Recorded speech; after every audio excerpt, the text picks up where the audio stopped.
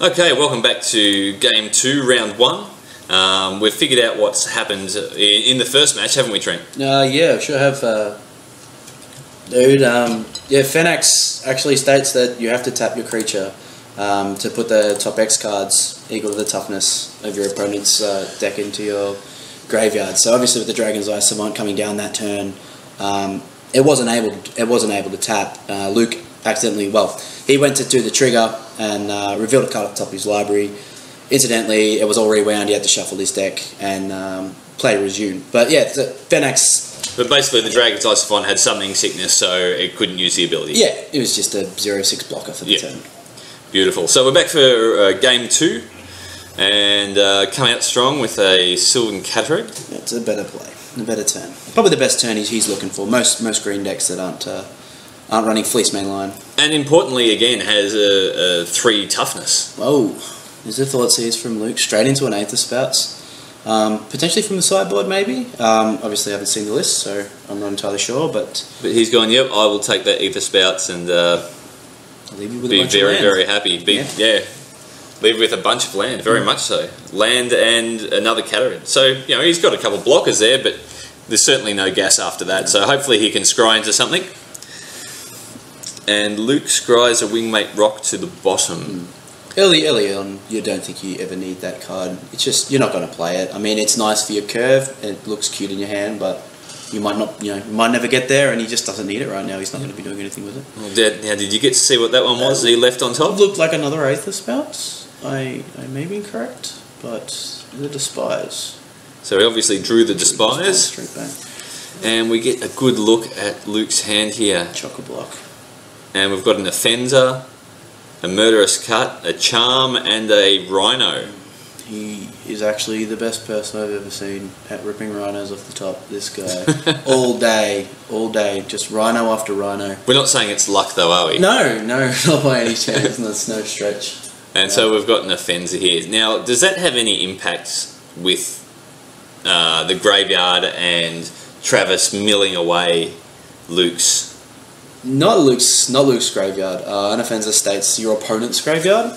Right. So obviously, if he starts milling with Fenax, it's not going to affect him at all, unless he decides to mill himself. But I believe Fenax does state target player, so he could mill himself if there's a reason to do so. Mm-hmm. So coming in with the Offenser. Now the Offenser is a 3/4. 4/4. 4/4. So definitely don't want to block with those Cataractes there.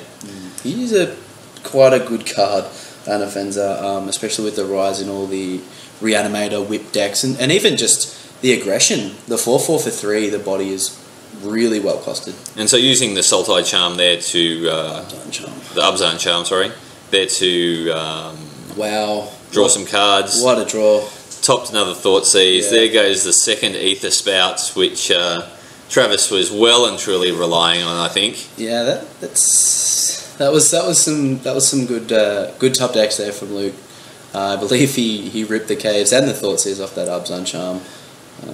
Taking a bit of life from himself, but his life's not important right now. Now, what's that one? That's a Monastery Flock. That's another big dude. It blocks an Offenser pretty well. It works well with the whole Fenax mill effect, and it does have flying. Quite good in the limited. Myself, not usually a big fan of these cards, but learned pretty quickly that this is actually quite a strong morph card and actually a good defender. It gets you to the late game pretty well. So it's a 0/5 defender, bird creature, so it's not actually a wall per se. Ivan Flock of cards. With flying. And morph if you want to go that way. He blocks that Siege Rhino pretty well. Unfortunately, there's only one of them so far, so we're going to get drained for 3, gain 3. Ooh, the Murderous Cut. Murderous Cut to get rid of the Flock. And there goes his big defender. So an Offenser can still hit the ground really hard. Now the problem Travis has, I see at this point in time, is he's into top deck mode really, and Luke still has 2 cards in hand. One of them we can see being a Hero's Downfall.